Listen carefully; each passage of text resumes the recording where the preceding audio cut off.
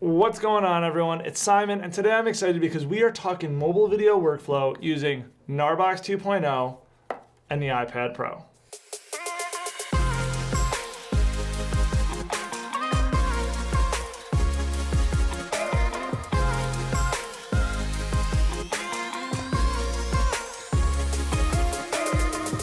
If you've been following me for any length of time, and you're a follower of me over on Instagram, you know last week I was out at Sony's Kando 3.0 event.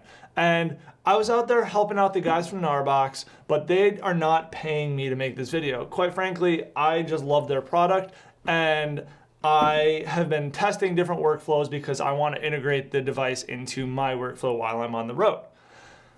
Kando 3.0 is a perfect place for me to test a truly mobile workflow, which is something that I've been looking at different avenues of going about for the last couple months and then testing them in the office, but I never really got to do a full field back to office workflow until now. My original plan was I was going to film Kando, do all this vlogging and stuff like that, but then I got distracted, which nature of the beast.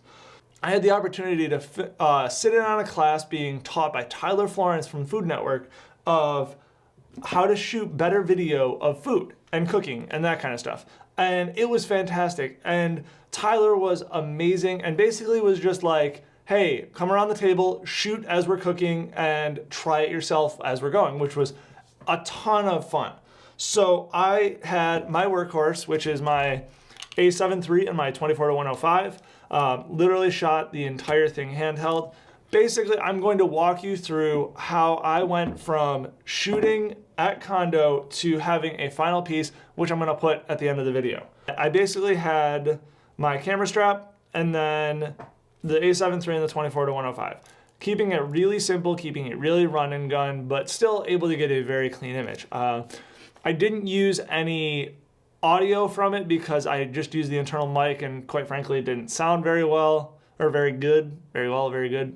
Either way, you get the point.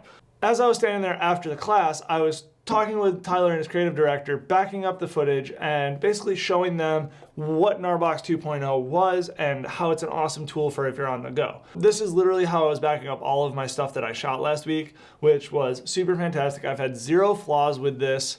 I absolutely love it, and I am definitely taking this everywhere with me. With that, I wanted to see what it was like because I talked with the people from GNARBOX about a workflow where I go from having a GNARBOX to editing a rough cut using Lumafusion to finessing my piece on Final Cut Pro when I get back to my office.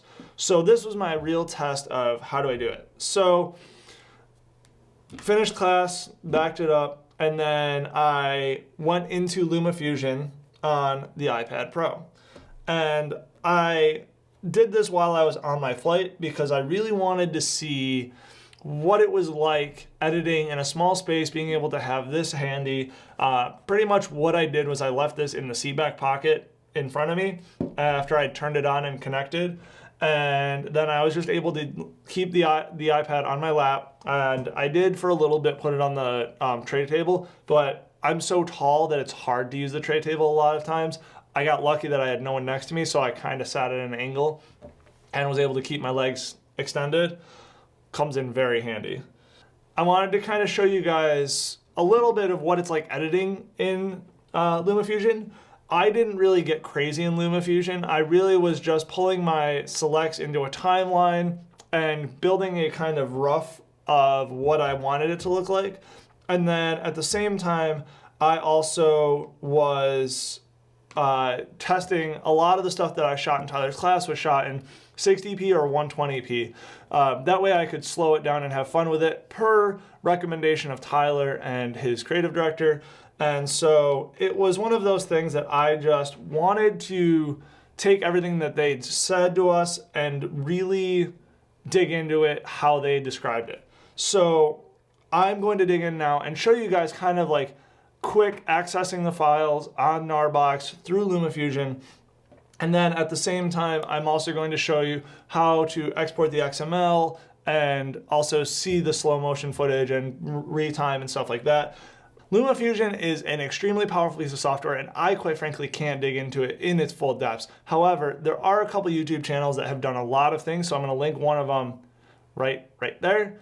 And that way, if you guys are curious more about Lumafusion, going more in depth with Lumafusion, go check it out there. I'm connecting to the GNARBOX over Wi-Fi for this. You can do USB-C, but for simplicity on this one, we're just doing the simple Wi-Fi route. And when you open Lumafusion, you can see that you can pick your different sources based off of what type of thing you're looking for. So whether you've got it in your Photos app, whether you're connecting to GNARBOX, they have an integration with Frame.io, which is another awesome platform. If you're using stock footage from Storyblocks, and then they've also got titles, transitions, and you can bring in your music from iTunes. We're going to go ahead and select GNARBOX just because that's where all of the footage is.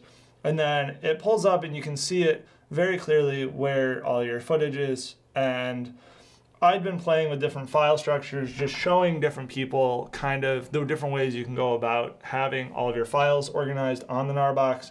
All of my stuff is right here in this Kando demo. And then we're going to go down to MP4, and voila, you can see all of my footage.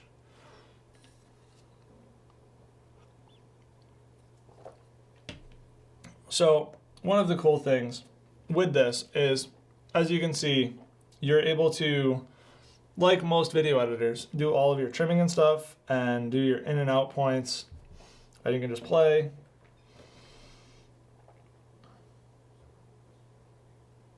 And voila. And then you can either drag it down, or I like the simplicity of just pressing the little insert into timeline button, and it brings it down right where your time marker is. So it's super handy, super intuitive. And then if you wanted to, because I shot everything in 60, we're going to go into this ability to retime. And so basically right now we're sitting at this is a shot in 60, so we're going to slow her down from normal time down to 0.4, just so that's nice and crispy. And then you can see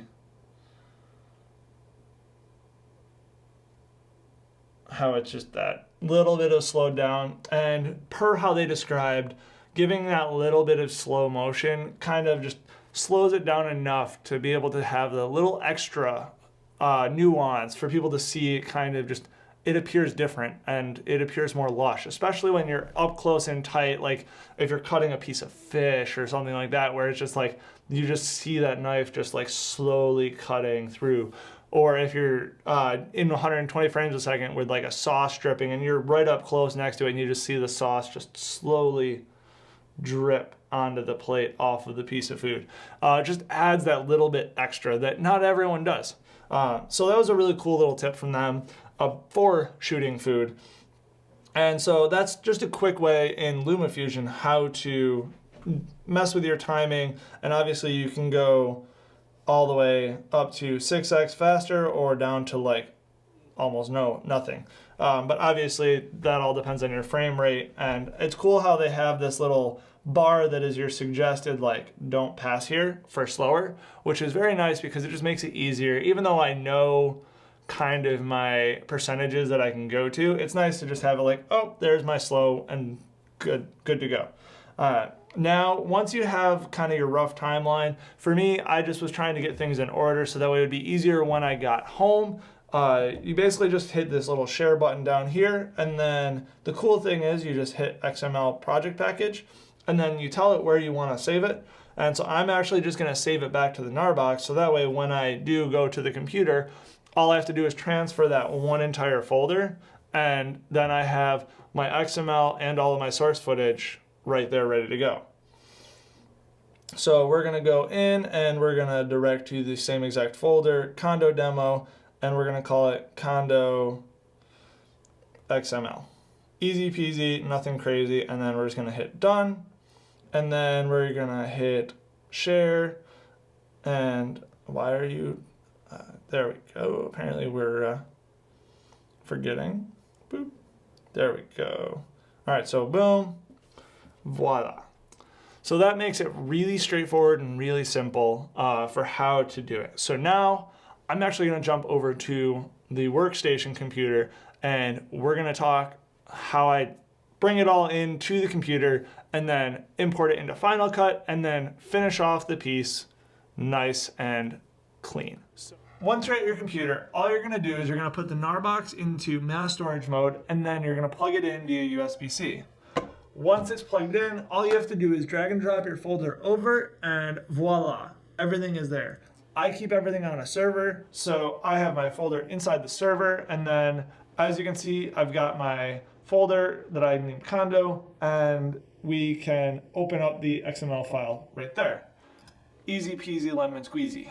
Now, you go over into Final Cut and create a library that you're gonna use, and then, or open a library you're gonna use depending on how your workflow is in Final Cut. If you guys want to hear more about that kind of a workflow, how I bring everything into Final Cut and all that, leave a comment down below. Getting back on topic, as you can see, all of my stuff came in, got my XML, and now I'm able to just really jump in. As you're looking at this timeline, I've already done some editing. We're gonna jump back to more editing right now.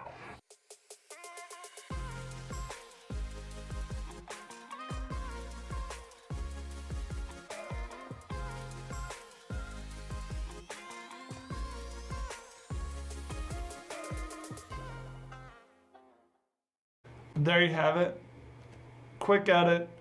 Hope you guys like this. I'm super excited to share this with you, so we're gonna jump into it right here.